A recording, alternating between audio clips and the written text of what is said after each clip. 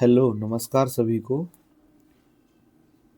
आज हम डिस्कस करने वाले हैं वन लाइनर्स चैप्टर 4 जिसका नाम है द्विघात समीकरण। इंग्लिश में इसको कहते हैं क्वाड्रेटिक इक्वेशन। देखिए, हम क्वाड्रेटिक पॉलिनोमियल पढ़ चुके हैं, तो आज हम क्या पढ़ने वाले हैं? Quadratic equation. सबसे पहला पॉइंट देखिए क्या लिखा है। जब हम द्विघात बहुपद को शून्य के तुल्य कर देते हैं तो हमें द्विघात समीकरण प्राप्त हो जाता है। द्विघात समीकरण बोले या क्या बोले? Quadratic equation. क्वाड्रेटिक इक्वेशन किसको कहते हैं? देखिए, हम क्वाड्रेटिक पॉलिनोमियल पढ़ चुके हैं, हम क्वाड्रेटिक इक्वेशन को समझते हैं। क्वाड्रेटिक पॉलिनोमियल मैंने आपको क्या बताया था? जब भी डिग्री 2 होगी उसको हम बोलेंगे क्वाड्रेटिक पॉलिनोमियल। देखिए, ये क्या है? हमारा क्वाड्रेटिक पॉलिनोमियल। लेकिन इसी को अगर इक्वल टू 0 रख दिया जाए, ax² plus bx plus c equal to 0, जब इसको इक्वल टू में 0 रख दिया जाएगा, इसको बोला जाएगा क्वाड्रेटिक इक्वेशन। तब ये समीकरण बन जाता है जिसको हम द्विघात समीकरण बोलते हैं। पहले इसको क्या बोल रहे थे हम? जब ये सिर्फ इतना था तो हम बोलते थे द्विघात बहुपद, और जब इसको इक्वल टू में 0 रख देते हैं तो इसको क्या बोलने लगते हैं हम? द्विघात समीकरण, यानी कि क्वाड्रेटिक इक्वेशन। सिर्फ इतना है तो क्या बोलते हैं? द्विघात बहुपद। और जब इक्वल टू में 0 रख देंगे तो क्या बोलेंगे? इसको द्विघात समीकरण। ठीक है। थर्ड पॉइंट में दिया है ax² plus bx plus c equal to 0। यहाँ पर a b c जो है वो वास्तविक संख्या यानी कि रियल नंबर्स हैं, a b c, और a कभी 0 नहीं हो सकता ऐसे केस में। तो ये क्या बोलेंगे हम? द्विघात समीकरण का मानक रूप है, यानी कि स्टैंडर्ड फॉर्म है क्या? ax² plus bx plus c equal to 0। ये द्विघात यानी कि क्वाड्रेटिक इक्वेशन का कैसा है? स्टैंडर्ड रूप है। नेक्स्ट पॉइंट देखिए, इसके कुछ उदाहरण दिए हैं। देखिए, x² माइनस 3x माइनस 10। ठीक है, इसमें डिग्री कितनी है? 2 है। तो क्वाड्रेटिक पॉलिनोमियल यानी कि द्विघात बहुपद हो गया, और इक्वल टू 0 रख दिया तो ये द्विघात समीकरण या क्वाड्रेटिक इक्वेशन बन गया। देखिए, द्विघात समीकरण का हल एक हम एग्जाम्पल लेके चलते हैं। देखिए, अच्छा, द्विघात समीकरण को हमें सॉल्व करना है। यहाँ पर क्या लिखा है? द्विघात समीकरण का हल, यानी कि solution of quadratic equation. Solution of quadratic equation. ठीक है, देखिए क्या लिखा है। ax² प्लस bx प्लस सी को दो रैखिक गुणकों में गुणनखंड करके प्रत्येक गुणक को शून्य के बराबर करके हल प्राप्त करते हैं तो द्विघात समीकरण ax² plus bx plus c equal to 0 के मूल प्राप्त होते हैं। ठीक है, इसको मैं आपको वैसे बता चुका हूँ। इसके कितने रूट्स होने चाहिए? कितने मूल होना चाहिए? 2, क्योंकि इसकी डिग्री 2 है। ठीक है, तो इसको सॉल्व करने के यानी द्विघात समीकरण को हल करने के दो विधियां। जैसे पहला एक क्या है? गुणनखंड विधि। तो पहले हम इसको सॉल्व करके देखते हैं गुणनखंड विधि से। अच्छा, एक काम करते हैं, हम एक एग्जाम्पल ले लेते हैं। एक उदाहरण लीजिए, 2x² प्लस एक्स माइनस 300। ठीक है, इसको हम 0 रखते हैं इक्वल टू में, तो इसको क्या बोलने लगेंगे हम? इसको बोलेंगे द्विघात समीकरण। तो ये एक द्विघात समीकरण है, इसको हमें हल करना है गुणनखंड विधि से। अब देखिए, गुणनखंड विधि कैसे करते हैं? आप लोगों को आता होगा, लेकिन फिर भी मैं एक बार बता देता हूँ। देखिए, यहाँ पर x² के साथ में जो नंबर होता है वो लेते हैं, इनटू जो अकेला होता है नंबर जिसमें x नहीं होता वो वाला नंबर मल्टीप्लाई करते हैं। ये क्या हो गया? 300। तो ये कितना आता है? माइनस का 600। अब देखिए, इस माइनस का जो 600 है, इसके हमें इस तरीके से गुणनखंड करने हैं कि बीच वाला जो नंबर है वो आ जाए। देखो कैसे, बीच में x के साथ में क्या है? 1। तो इसके हम दो फैक्टर करेंगे, इस प्रकार से करेंगे कि उनको ऐड या सब्ट्रैक्ट करने पर 1 आना चाहिए और प्लस का 1 आना चाहिए। ठीक है, ये माइनस का 600 है, इसके फैक्टर करने हैं। देखो कैसे, सपोज अगर हम करेंगे 30 इंटू 20, तो आप यहाँ पर क्या देखेंगे कि यहाँ अगर हम माइनस का 600 लाना है तो या तो यहाँ पर माइनस हो, यहाँ प्लस हो, या तो यहाँ प्लस हो, यहाँ माइनस हो, तभी यहाँ पर क्या आ सकता है, माइनस आ सकता है, क्योंकि इसका इसमें मल्टीप्लाई करेंगे तो प्लस माइनस माइनस आएगा और इनका मल्टीप्लाई करेंगे तो 600 आएगा। ठीक है, तो एक बार देखिए यहाँ पे 30 और 20 आया, लेकिन इनको जब हम दोनों को ऐड करेंगे तो इन दोनों को ऐड करेंगे तो एक माइनस का एक प्लस का, तो क्या आ जाएगा, माइनस का 10, लेकिन हमें क्या चाहिए, प्लस का 1 चाहिए, तो ऐसा पॉसिबल यहाँ पर नहीं है। फिर और क्या करके देख सकते हैं हम, यहाँ पर हम इसके और फैक्टर करते हैं 600 के, तो इसको सबसे अच्छा तरीका इसको सॉल्व करने का, आप क्या करिए, इनका लघुत्तम यानी कि एलसीएम लीजिए, 2 से डिवाइड करेंगे तो 300, फिर 2 से करेंगे 150, 150, फिर 2 से करेंगे तो कितना आएगा, 75, फिर 3 से करेंगे तो 25, फिर 5 से करेंगे और फिर 5 से करेंगे तो क्या आ जाएगा, देखिए ये आ गया। अब इसके हमें अलग अलग पेयर बना के हम सॉल्व करेंगे। देखो, 2 दूनी 4, 4 दूनी 8, 8 तिया 24। अच्छा, इन सबका मल्टीप्लाई करके कितना आ रहा है, 24, और इन दोनों का मल्टीप्लाई करके कितना आ रहा है, 25।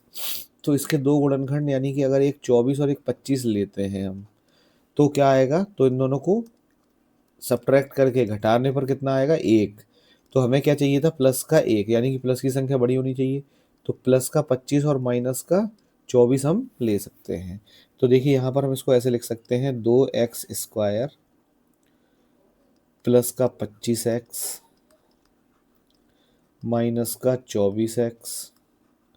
देखिए प्लस 1x है ना, तो 25x माइनस 24x लिख लिया इसको, तो 1x आ जाएगा, माइनस 300 बराबर 0।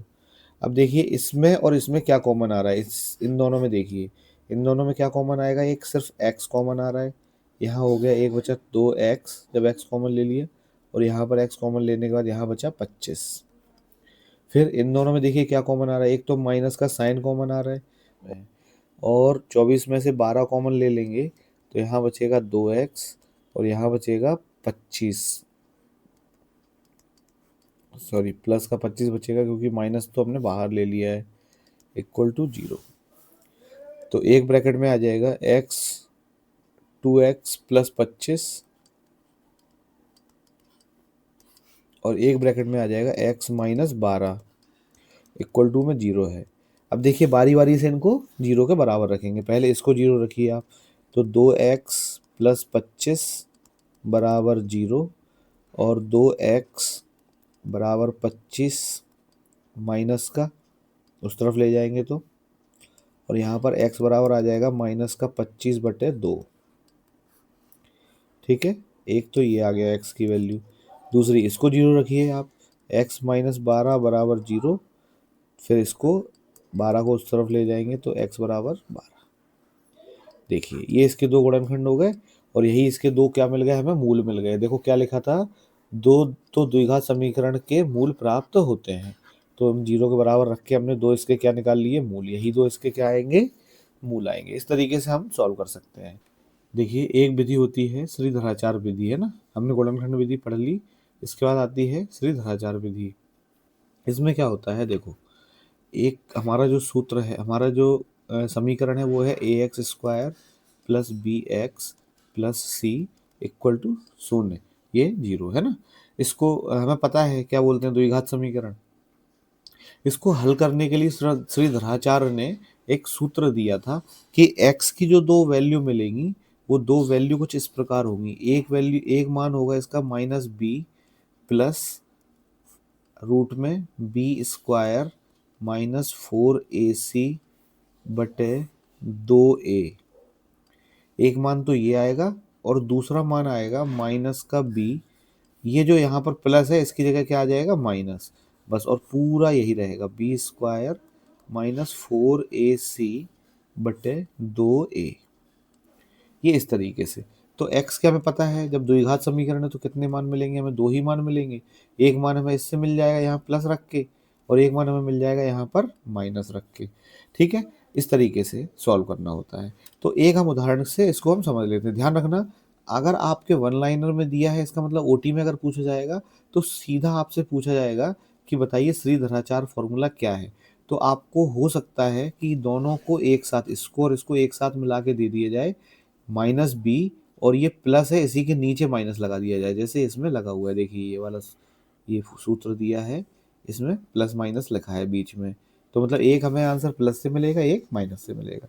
ठीक है, अब इसको हम एक बार हल करके देख लेते हैं। एक उदाहरण दिया हुआ है यहाँ पर, क्या है, x square minus 3x minus 10 बराबर 0। इसको द्विघात सूत्र द्वारा हल करना है, तो कैसे करेंगे देखिए। हमें पता है इसको हम फैक्टर से भी कर सकते हैं, गुणनखंड से भी कर सकते हैं, लेकिन हम श्रीधराचार्य मेथड से करके इसको देखते हैं। तो हमें x के दो मान मिलने वाले हैं। पहले इसकी तुलना करिए किससे, ax square plus bx plus c equal to 0 से। तो जब हम इन दोनों की तुलना करेंगे, हमें यहाँ a बराबर कितना आएगा, 1। देखिए a यहाँ पर a है, यहाँ पर एक्स स्क्वायर के साथ में कुछ नहीं है तो 1। b की वैल्यू कितनी आएगी, b का मान आया माइनस का 3, देखिए bx यानी कि माइनस 3x। और c का मान यहाँ से हमें मिल रहा है माइनस का 10। ये तीन हमें मान मिल गए।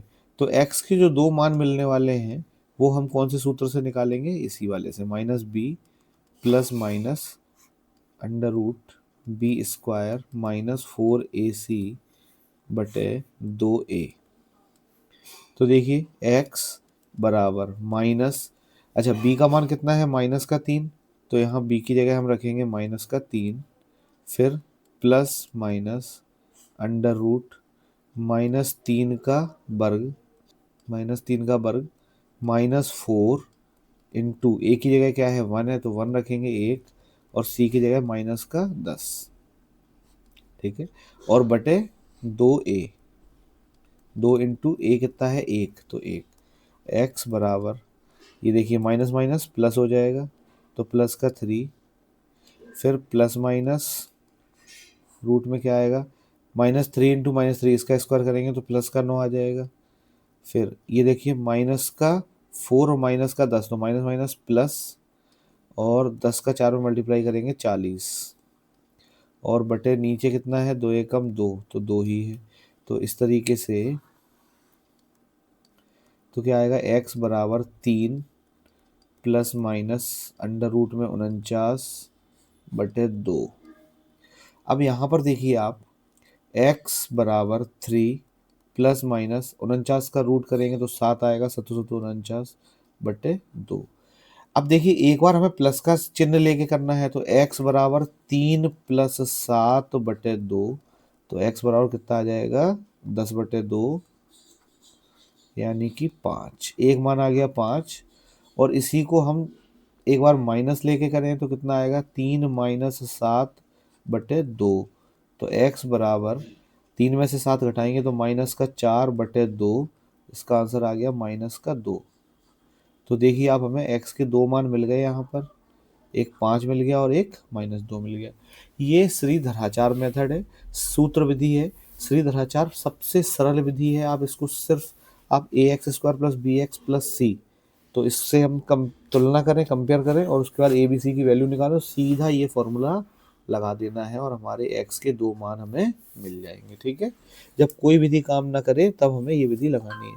और वन लाइनर के लिए ये सबसे अच्छा बिंदु है कि आप जो है इसको याद रखें, सीधा फॉर्मूला। एक बार मेरे साथ रिपीट करिए इसको, minus b plus minus under root में बी स्क्वायर माइनस 4ac बटे 2a, इसको ध्यान रखिएगा। ठीक है, फिर क्या दिया है, द्विघात समीकरण का विविक्त कर।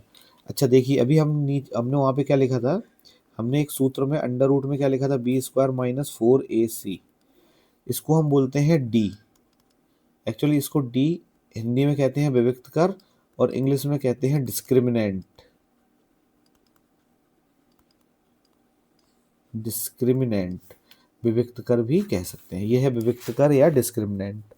ठीक है, तो यहाँ पर हमें ध्यान रखना है, इसको क्या बोलते हैं, विविक्त कर, जो क्या है, जो आपको अंडर रूट में लिखा गया था बी स्क्वायर माइनस 4ac। ठीक है, तो इसमें जो d बराबर बी स्क्वायर माइनस 4ac है, इसमें ए बी सी कहाँ से आता है पता है, जो हमारा A x square plus B x plus सी बराबर 0 जो होगा, इसी में से हमें क्या निकालना है, ए बी सी की वैल्यू निकालनी है और इसमें रख देना है, और हमारा क्या मिल जाएगा, विविक्त कर। ठीक है, ये आपको ध्यान रखना है कि ओटी में आपसे वन लाइनर में दिया हुआ है तो पूछा जा सकता है कि बताइए विविक्त कर क्या होता है, तो वहाँ पे आपको ऑप्शन में दिया जाएगा विविक्त कर ये है, या अंडर रूट में दिया जाएगा वो है, या कुछ और तो आपको ध्यान रखना है, इसको बोलते हैं हम विविक्त कर। किसको बोलते हैं? बी स्क्वायर माइनस 4ac, ठीक है, या डिस्क्रिमिनेंट। मोस्ट इंपोर्टेंट पॉइंट, द्विघात समीकरण के मूलों की प्रकृति। अब हमें पता है कि हमें कितने मूल मिलते हैं द्विघात समीकरण में? 2 मूल मिलते हैं, या क्या मिलते हैं? 2 रूट्स मिलते हैं। क्या मिलते हैं? 2 रूट्स मिलते हैं। अब 2 रूट्स कैसे हैं?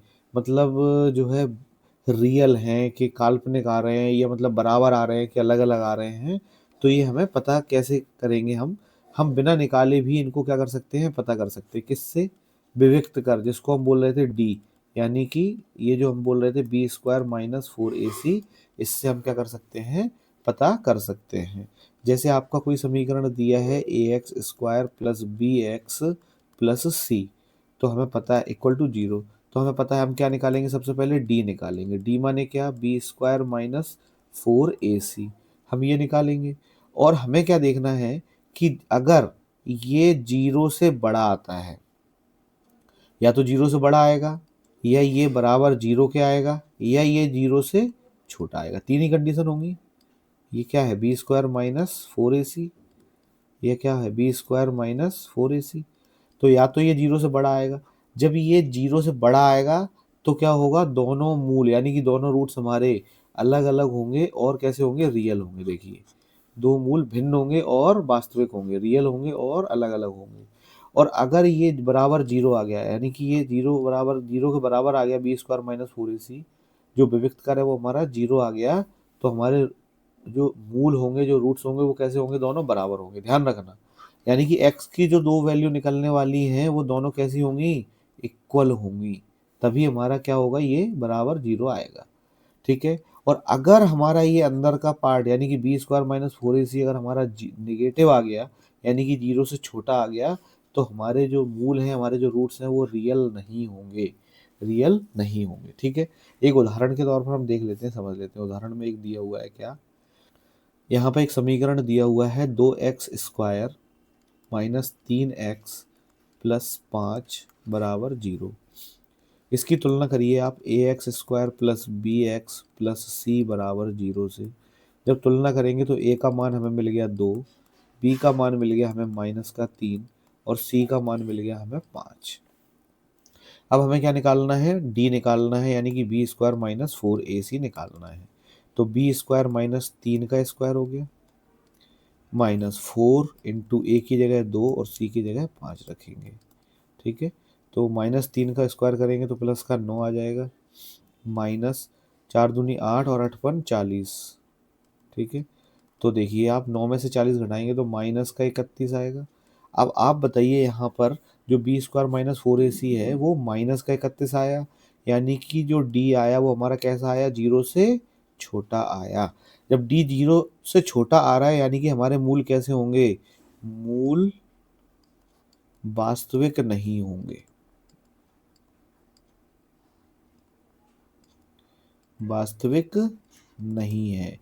वास्तविक नहीं है इसका क्या मतलब है? हमें वो निकालने ही नहीं है। सीधी सी बात है, अगर मूल वास्तविक नहीं है तो हमें निकालने की आवश्यकता नहीं है। और आपको वैसे भी ओटी में पूछा जाएगा कि बताइए अगर ये बी स्क्वायर माइनस 4ac यानी कि डी जो है वो 0 से छोटा है तो मूल कैसे होते हैं? तो बोलेंगे वास्तविक नहीं होते। यानी कि ये तीनों कंडीशन आपसे ओटी में पूछ सकते हैं। तो क्या ध्यान रखेंगे? अगर हम 0 से बड़े आ रहे हैं, हमारा हमारा जो डिस्क्रिमिनेंट है वो 0 से बड़ा आ रहा है, तो हमारे मूल भिन्न और वास्तविक। और अगर बराबर 0 आ रहा है तो दोनों मूल हमारे बराबर होंगे। और अगर 0 से छोटा यानी कि ऋणात्मक आ रहा है तो हमारे मूल वास्तविक नहीं होंगे, ठीक है, ध्यान रखना। आज के लिए इतना ही रखते हैं, मिलते हैं नेक्स्ट क्लास में चैप्टर 5 के वन लाइनर्स के साथ। Thank you so much.